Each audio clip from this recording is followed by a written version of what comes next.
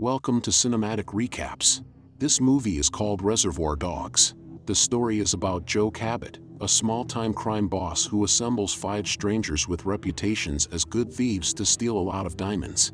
When the police arrive at the scene before the burglars can even make their getaway, it becomes apparent that one of them is an undercover police officer. Question is, who? Sit back and enjoy. 8 men are shown eating breakfast at a diner when the movie begins. They go by the aliases Mr. Blonde, Mr. Blue, Mr. Brown, Mr. Orange, Mr. Pink, and Mr. White, and they all wear identical black suits and ties. They include nice guy Eddie Cabot, a muscular son of Los Angeles gangster Joe Cabot, and his father. Mr. Brown talks about how Like a Virgin by Madonna compares to other songs. Nice Guy Eddie explains that he's been listening to K-Super Billy's Sounds of the 70s, a local rock radio show, and has been hearing songs that haven't been played in a long time. Mr. White takes exception to one of Joe's senior moments with an old address book. He takes the book from Joe and won't release it until Joe stops rambling on and on about it. When Joe is ready to pay the bill for the supper, he instructs everyone to contribute $1 as the tip. Up until Joe pushes him to participate in the group's contribution, Mr. Pink maintains his anti-tipping stance and explains why he doesn't tip. After the opening scene, the action shifts to the inside of a speeding car. Mr. Orange, who has been shot in the abdomen and is bleeding and wailing in anguish, is lying in the back seat as Mr. White, who is operating the vehicle with one hand, tries to console him. They arrive at the robbers' meeting place, an abandoned warehouse. White declines Orange's request to transport him to the hospital emergency room, claiming that it takes a while for someone to pass away from an abdominal gunshot wound. When Mr. Pink shows up, furiously asserts that their jeweler robbery, which was planned by Joe Cabot, was a police setup, as evidenced by the quick arrival of the police to the alarm. White agrees, and they wearily get their stories straight with each other. Mr. Pink is shown fleeing the jewelry store with the jewels in the first of multiple flashback scenes. Mr. Pink is being pursued by 3 or 4 police officers as he runs down the street when he is struck by a car. After dragging the woman driver out, he fires at the policemen, killing 1 or 2 of them before getting back in the car and driving away. Back in the present, Mr. White reveals to Mr. Pink that Mr. Brown was shot and killed by the police during the getaway, and the whereabouts of Mr. Blonde and Mr. Blue are unknown to both. They agree to stay put for the time being. Mr. White. In a brief flashback, Mr. White meets Joe Cabot in Joe's workplace, where Joe offers Mr. White, a Wisconsin-based low-level seasoned criminal, a position in a planned heist in a few months. Indicating his long-standing friendship with Joe Cabot, Mr. White nods in agreement. In the present, the 2 men talk about Mr. Blonde's activities. Mr. Blonde suddenly went mad during the heist and killed several shoppers in the store when the alarm was sent off. Mr. White agrees that it may have been a setup and expresses his disgust at Joe for choosing to work with such a violent person, and Mr. Pink admits to having hidden the jewels in a safe place. However, when Mr. White discloses that he had revealed to Mr. Orange's real first name, Larry, they fiercely quarrel about whether or not to take the unconscious Mr. Orange to a hospital. Mr. Blonde walks forward to settle the argument after watching them from behind. Blonde calmly defends himself by only stating that he had advised the jeweler's staff not to touch the alarm as White scolds him fiercely for his actions. He instructs them to stay at the meeting place because he has spoken to Nice Guy Eddie, who is on his way. When everyone is settled down, Mr. Blonde leads them to his car and opens the trunk to show Marvin Nash, a detained policeman whom he reportedly used as a hostage to flee the diamond store. Mr. Blonde. In another flashback, Mr. Blonde visits Joe Cabot and Nice Guy Eddie at their office. The encounter indicates that Mr. Blonde's connection with Nice Guy Eddie led to his involvement in the crime. In order to receive a lesser sentence, Blonde, who had served 4 years in prison for armed robbery, had refused to tell the authorities Joe's identity. Eddie advises that Blonde join the group they are assembling for the diamond theft once Joe and Eddie have first set up a job that will satisfy Blonde's parole officer and let him avoid contact with the man. Blonde accepts with excitement. In the present, White, Pink, and Blonde beat the policeman and demand that he reveal who the rat is. He protests that he doesn't know. The beating continues until a furious Eddie arrives at the warehouse. After berating the men over the carnage and incompetence displayed at the heist, and telling them that beating Nash won't get them closer to finding out anything, he orders Pink and White to assist him in retrieving the stolen diamonds and disposal of the 2 hijacked vehicles. He orders Blonde to stay with Nash and the dying Orange.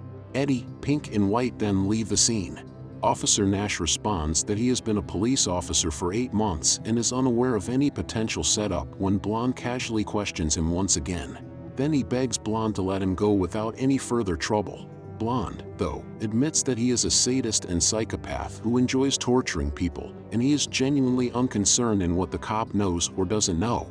He plays the Steelers Will song Stuck in the Middle with You on the radio and dances to it before using a straight razor to slice Officer Marvin Nash's right ear and slash his face.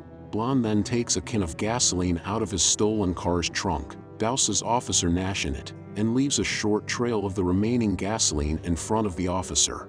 He takes numerous photos as he prepares to light the gasoline. Blonde is shot multiple times by Orange, who had just awoken, to stop him from setting Nash on fire. Mr. Orange and Officer Nash are the only ones left in the warehouse with Mr. Blonde dead. Orange admits that he is Freddie Neuendijk, a police detective. Marvin admits that he is aware, demonstrating to us that he withstood being beaten and tortured in order to conceal Orange's true identity. Marvin is reassured by Orange that a sizable police squad is waiting for Joe to arrive at a position several blocks away. Orange. Another lengthy flashback describes Orange's participation in a police operation undercover to capture Joe Cabot. After meeting Joe and nice guy Eddie earlier that evening at a nightclub that Joe owns, Mr. Orange is seen meeting his handler Holdaway at a nearby diner and telling Holdaway that he has joined the gang in full. He also describes a criminal informant in Long Beach who helped him plan a false criminal past as a reference to be accepted. Orange also mentions Mr. White, a member of Joe's crew that he was unaware of. Holdaway then questions Orange about the commode story, which Orange confirms they purchased. Then, in additional flashbacks within flashbacks, Orange is practicing his cover with Holdaway and dressing up for his first encounter with Joe regarding the commode story. He is practicing the scene like a professional actor to describe a part of his cover for his criminal past, from the Venice beaches to his apartment to a rooftop scene, with Holdaway instructing Freddie to be as specific as possible with the story to make it credible.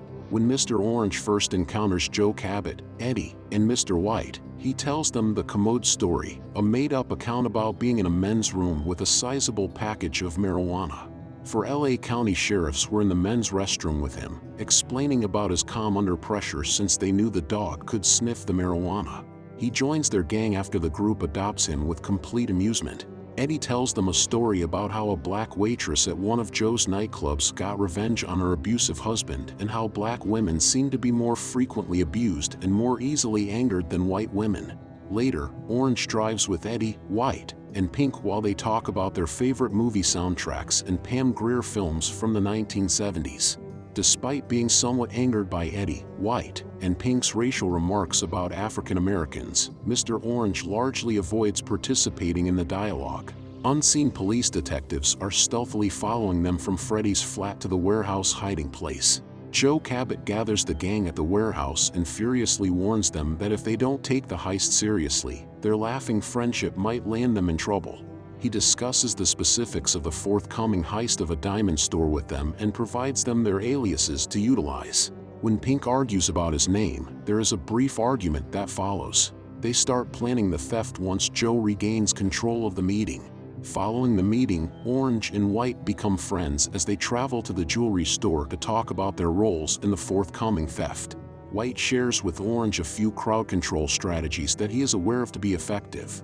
In a subsequent flashback to the heist getaway, we learn that Brown was fatally shot in the head while operating their getaway vehicle, which crashed into a parked car in an alleyway not far from the diamond store, while Orange and White were in the back seat. Orange stands idly by as White exits the vehicle, fires 2 semi-automatic handguns at an oncoming police cruiser, and brutally murders the 2 officers inside. White and Orange flee the scene and head to another route since Brown is now dead. It is revealed here that Orange was shot in the stomach by the female driver of the automobile he and White steal while attempting to steal another getaway vehicle. After she shoots him, Orange shoots her out of reflex and kills her. Back in the present, Eddie, White, and Pink visit the warehouse and discover Blonde has passed away. According to Orange, Blonde planned to assassinate Marvin, Orange, and the rest of the group in order to get the diamonds for himself. Eddie, who is on the verge of bursting into wrath, briefly explains Blonde's background, saying that he was a close friend of his and a devoted soldier of his father. Eddie becomes enraged when Orange tries to protect himself, and he shoots Nash 3 times to death as a result. After informing the gang that Mr. Blue was killed by the police, Joe himself shows up and accuses Orange with confidence of being an informant. White steps in to support Orange, alternating between pleading for and disputing Orange's allegiance with Joe. In the ensuing Mexican standoff, Joe uses Orange, White uses Joe, and Eddie uses White. Joe and Eddie are killed, White is seriously injured, and Orange is fatally wounded after everyone starts shooting. Pink steals the stash of diamonds and escapes the warehouse after hiding to avoid the shooting. White holds Orange in his arms while police sirens can be heard outside, and Orange discloses that he is in reality a detective. As cops can be heard outside, White is furious and starts sobbing as he puts his gun at Orange's head. Just before the screen goes dark, the sound of the police entering the warehouse can be heard demanding that White puts down his gun. White does not comply and shoots Orange. And that is the end of this movie. I hope you enjoyed it. Make sure to like, subscribe, and turn on the notification bell for daily updates of movie recaps like this. Comment what movie you want next. Thanks for watching.